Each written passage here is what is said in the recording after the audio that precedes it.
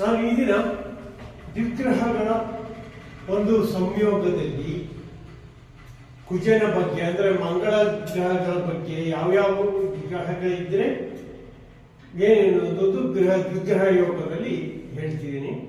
ಜೊತೆಗೆ ಹಸ್ತ ಸಾಮುದ್ರಿಕೆಯಲ್ಲಿ ಈ ಗ್ರಹಗಳ ಸಂಯೋಗದಲ್ಲಿ ಯಾವ ರೀತಿ ರಿಸಲ್ಟ್ ಬರುತ್ತೋ ಅದೇ ರೀತಿ ಹಸ್ತ ಸಾಮುದ್ರಿಕೆಯಲ್ಲಿ ಒಬ್ಬೊಬ್ಬರ ತರ ಕೈ ಒಂದೊಂದು ತರ ಇರುತ್ತೆ ನೋಡಿ.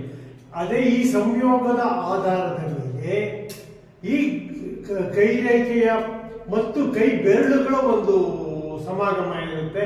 ಆ ಬೆರಳುಗಳು ಯಾವ ರೀತಿ ಇದ್ರೆ ಏನು ಅಂತ ಹಸ್ತ ನೋಡಿ ಅದು ತೀರ್ಮಾನ ತಗೋಬಹುದು. ನೋಡ್ತಿದ್ದಂಗೆನೆ ಇವನು ಅವನ ಕ್ಯಾರೆಕ್ಟರ್ ಎಲ್ಲ ಪೂರ್ತಿ ಹೇಳ್ಬೋದು. ಅದೇ ರೀತಿ ಗ್ರಹಗಳ ಸಂಯೋಗದಲ್ಲಿ ಇವತ್ತಿನ ದಿವಸ ಮಂಗಳ ಗ್ರಹ ಬುಧನ ಜೊತೆ ಇದ್ರೆ ಏನು ಅಂತ ಯಾವುದೇ ಲಗ್ನ ತಗೊಂಡ್ರು ಕುಜ ಮತ್ತೆ ಅಂದ್ರೆ ಮಂಗಳ ಮತ್ತೆ ಬುಧ ವೃಷಭ ಲಗ್ನ ಯಾವುದೇ ಒಂದು ಲಗ್ನ ತಗೊಳ್ಳಿ ಏನು ತೊಂದರೆ.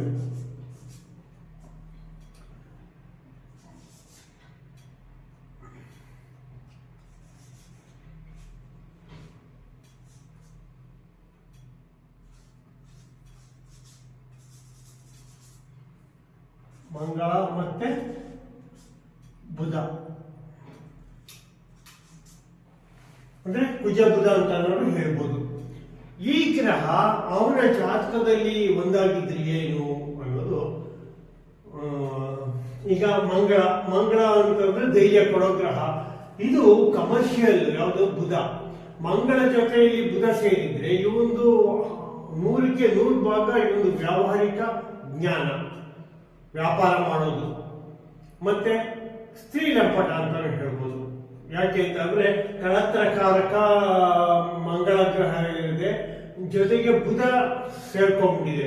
ಇಲ್ಲಿ ಬುಧ ಬುದ್ಧಿಕಾರಕ ಅಂತ ಹೇಳ್ತೀವಿ, ಅದು ಕಳತ್ರಕಾರಕ ಅಂದ್ರೆ ಹೆಣ್ಣು ಗ್ರಹಗಳ ಜೊತೆ ಸೇರ್ಕೊಂಡಿದೆ. ಇವನು ವ್ಯಾಪಾರ ಚೆನ್ನಾಗಿ ವ್ಯಾಪಾರನೂ ಮಾಡ್ತಾನೆ, ಜೊತೆಗೆ ಸ್ತ್ರೀಗಳ ಕಂಡ್ರೆ ತುಂಬಾ ಆಸೆ ಉಳ್ಳವನಾಗ್ತಾನೆ. ಯಾವುದು ಮಂಗಳ ಮತ್ತೆ ಬುಧ ಒಂದೇ ಮನೆಯಲ್ಲಿ 2 ಗ್ರಹ ಸೇರ್ಕೊಂಡ್ರೆ ಇದು ಅವನ ಒಂದು ಗುಣಗಳನ್ನು ಹೇಳುತ್ತೆ. ಅದೇ ರೀತಿ ಕುಜ ಮತ್ತೆ ಗುರು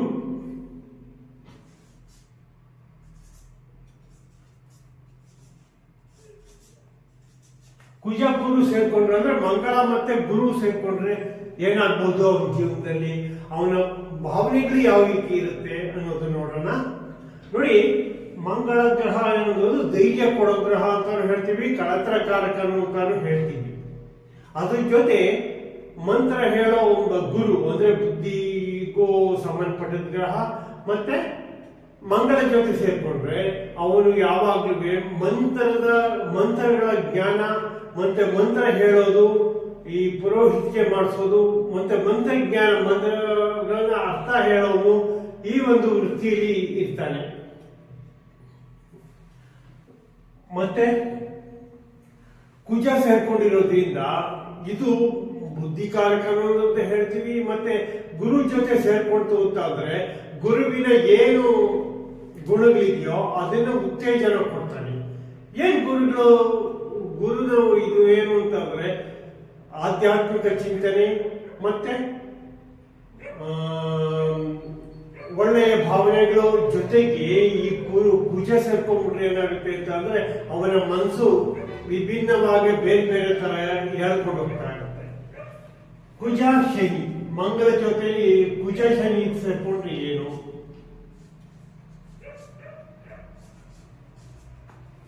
ಇದು ಒಂದು ಅಶುಭನೂ ಹೇಳ್ಬೋದು.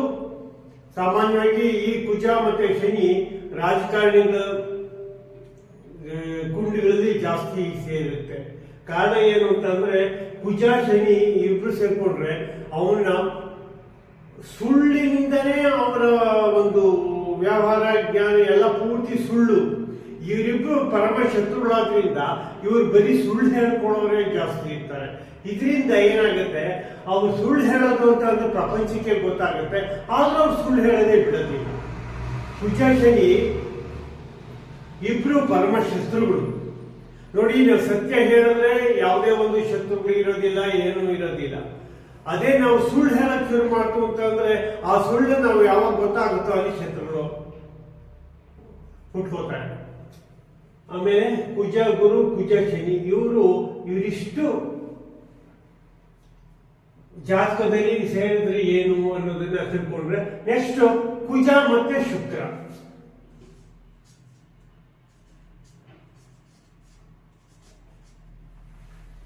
ನೋಡಿ, ಇಬ್ರು ಕಳತರ ಕಾರಕನೇ, ಕುಜ ಮತ್ತೆ ಶುಕ್ರ. ಇವರಿಬ್ರು ಸೇರ್ಕೊಂಡ್ರೆ ಏನಾಗುತ್ತೆ, ಶುಕ್ರ ಭೋಗಕಾರಕ, ಕುಜ ಧೈರ್ಯ ಕೊಡೋದು, ಮತ್ತೆ ಅವನು ಕಳತರ ಕಾರಕನೇ. ಕುಜ ಶುಕ್ರ ಯಾರಿಗೆ ಯಾವ ಕುಂಡಿ ಇರುತ್ತೋ ಅವರು ಸಾಮಾನ್ಯವಾಗಿ ಹೆಂಗಸರಿಗೆ ಸಂಬಂಧಪಟ್ಟ ಬಿಸ್ನೆಸ್ ಮಾಡ್ತಾರೆ, ಹೆಂಗಸರು ಮಾಡ್ತಾರೆ. ಹೆಂಗಸರಿಂದ ಅವರಿಗೆ ಅನೇಕ ಲಾಭಗಳಾಗುತ್ತೆ. ಮತ್ತೆ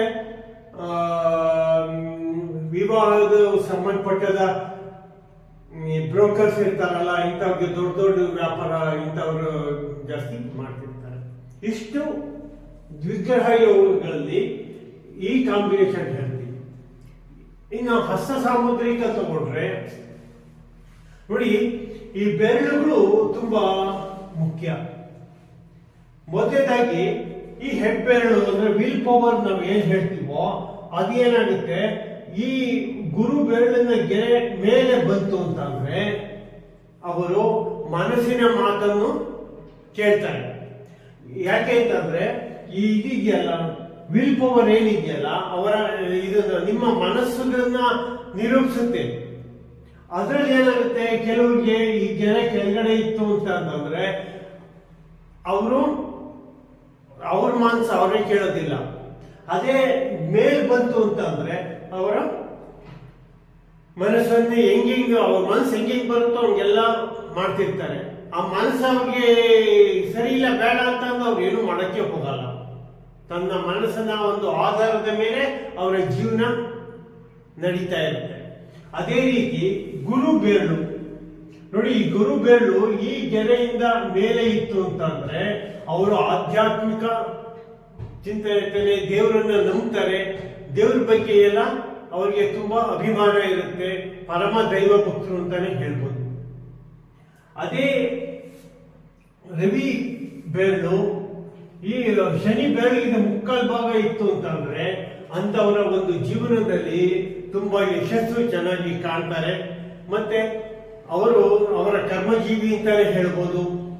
ಅವರು ಏನಪ್ಪಾ ಅಂತಂದ್ರೆ ಯಶಸ್ಸು ಅತ್ಯಂತ ತುಂಬಾ ಒಳ್ಳೆ ಉನ್ನತ ಸ್ಥಾನದಲ್ಲಿ ಇರ್ತಾರೆ, ಅಧಿಕಾರಿಯುತವಾಗಿ ಮಾತಾಡ್ತಿರ್ತಾರೆ.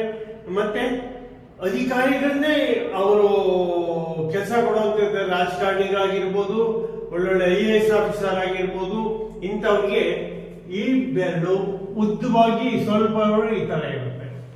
ಅದೇ ರೀತಿ ಬುಧನ ಬೆರಳು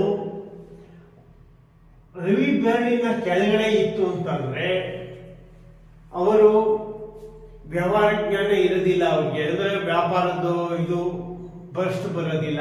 ಅದೇ ಇದರಿಂದ ಅವ್ರಿಗೆ ಮೇಲೆ ಹೋಯ್ತು ಅಂತಂದ್ರೆ ಅವರು ಪ್ರತಿಯೊಂದು ವಿಚಾರದಲ್ಲೂ ವ್ಯವಹಾರ ಜ್ಞಾನ ಇರುತ್ತೆ.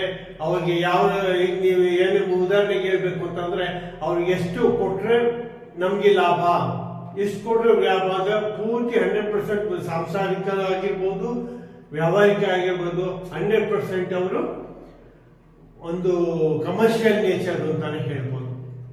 ಹೀಗೆ ಆಮೇಲೆ ಈ ಬೆರಳು ಸೂರ್ಯನ ಬೆರಳು ಮತ್ತೆ ಬುಧನ ಬೆರಳು ನೋಡಿರ್ಬೇಕು ನೀವು, ತುಂಬಾ ಇದು ದೂರ ಇರುತ್ತೆ. ನೋಡಿ ಹೀಗೆ ದೂರ ಇದ್ದರೆ ಅಂತವರು ನಾವು ಬೇಕು ಅಂತ ನಾವು ನಮ್ಗೆ ಆತರ ಇಲ್ಲ, ಬೇಕು ಅಂತ ಕೆಲವರಿಗೆ ಈಗ ಅಂಟದೇ ಇಲ್ಲ. ಏಕೆ ದೂರ ಇರುತ್ತೆ ತುಂಬಾ, ನನಗೆ ಬಲವಂತವಾಗಿ ಬೇರೆ ಮಾಡ್ತಿರೋದಷ್ಟೇ. ಕೆಲವರಿಗೆ ನೈಸರ್ಗಿಕವಾಗಿ ಅವ್ರಿಗೆ ಬೇರೆ ಇರುತ್ತೆ. ಅಂತವು ಬಹಳ ವಾಕ್ಚಾತುರ್ಯ ತುಂಬಾ ಚೆನ್ನಾಗಿರುತ್ತೆ, ಜೊತೆಗೆ ಸುಳ್ಳು ಹೇಳೋದು ಜಾಸ್ತಿ ಇರ್ತಾರೆ ಅಂತವ್ರು. ಆಮೇಲೆ ಸಮಾಜದಲ್ಲಿ ಅವರು ಅಟ್ರಾಕ್ಟಿವ್ ಆಗಿರ್ತಾರೆ. ಎಂಥವ್ರು ನೋಡಿದ್ರು ಅವ್ರನ್ನ ಅಟ್ರಾಕ್ಟ್ ಮಾಡಿಕೊಂಡು ಅವ್ರನ್ನ ಮರಳು ಮಾಡಿಕೊಂಡು ಅವ್ರನ್ನ ಜೀವನ ಚೆನ್ನಾಗಿ ನಡೆಸ್ತಾ ಇರ್ತಾರೆ. ಆಮೇಲೆ ನೋಡಿ, ಈ ಸೂರ್ಯನ ಬೆರಳು ಮತ್ತೆ ಶನಿ ಬೆರಳು ದೂರ ದೂರ ಇರಬೇಕು. ಕೆಲವರು ಸಾಮಾನ್ಯವಾಗಿ ಹತ್ತತ್ರನೇ ಇರುತ್ತೆ. ಹೀಗೆ ದೂರ ದೂರ ದೂರ ಇದ್ರೆ ಅವ್ರಿಗೂ ಶನಿ ಏನಿರುತ್ತೆ ಆಶಾಕಾರಕ ದುಡ್ಡಿನ ಬಗ್ಗೆ ಹೇಳುತ್ತೆ, ಸೂರ್ಯ ಏನ್ ಮಾಡುತ್ತೆ ಯಶಸ್ಸು ಅಂತ ಹೇಳುತ್ತೆ. ಇದೆರಡು ದೂರ ದೂರ ಇದ್ರೆ ಅವ್ರಿಗೂ ಯಶಸ್ಸು ಮರೀಚಿಕೆ ಇರುತ್ತೆ. ಜೊತೆಲೆ ಇದ್ರೆ ಕರೆಕ್ಟ್ ಹಸ್ತವಾಗಿದ್ರೆ ಚೆನ್ನಾಗಿರುತ್ತೆ. ದೂರ ದೂರ ಇತ್ತು ಅಂತಂದ್ರೆ ಅವ್ರ ಯಶಸ್ಸು ತುಂಬಾ ಕಷ್ಟ ಆಗುತ್ತೆ. ಹೀಗೆ ನಾವು ಗ್ರಹಗಳ ಸಂಯೋಗ ಮತ್ತೆ ಈ ಕೈರೇಖೆನ ಇದೆಲ್ಲ ನೋಡ್ತು ಅಂತಂದ್ರೆ ಈ ಗ್ರಹಗಳ ಸಂಯೋಗದ ಆಧಾರದ ಮೇಲೆ ನಮ್ಮ ಬೆರಳುಗಳು, ನಮ್ಮ ಮೌಂಟ್ಸ್ಗಳು, ನಮ್ಮ ರೇಖೆಗಳು ಎಲ್ಲ ಡಿಪೆಂಡ್ ಆಗಿರುತ್ತೆ. ಜಾತಕ ಬೇರೆ ಅಲ್ಲ, ರೇಖೆಗಳು ಬೇರೆ ಅಲ್ಲ. ಇದರ ಒಂದಕ್ಕೊಂದು ಹೊಂದಾಣಿಕೆ ಇರುತ್ತೆ. ಹುಟ್ಟಿ ಅವರ ಗರ್ಭಕೋಶದಲ್ಲಿ ಇದ್ದಾಗೇನೆ ಇದೆಲ್ಲ ಪೂರ್ತಿ ಇಂಥ ಟೈಮಲ್ಲಿ ಹುಟ್ಟತಾರ ಅಂತ ಟೈಮಲ್ಲಿ ಹುಟ್ಟಿದಾಗ ಹೀಗೆ ರೇಖೆ ಆಗಿರುತ್ತೆ ಅನ್ನೋದು ಒಂದು ಪ್ರಕೃತಿ ನಿಯಮ. ಅದ ಆಧಾರದ ಮೇಲೆ ಈ ಒಂದು ಕೈರೇಖೆಗಳು ಮತ್ತೆ ಒಂದು ಸಂಯೋಗ ಕೂಡಿರುತ್ತೆ. ನಮಸ್ಕಾರ. ಈಗ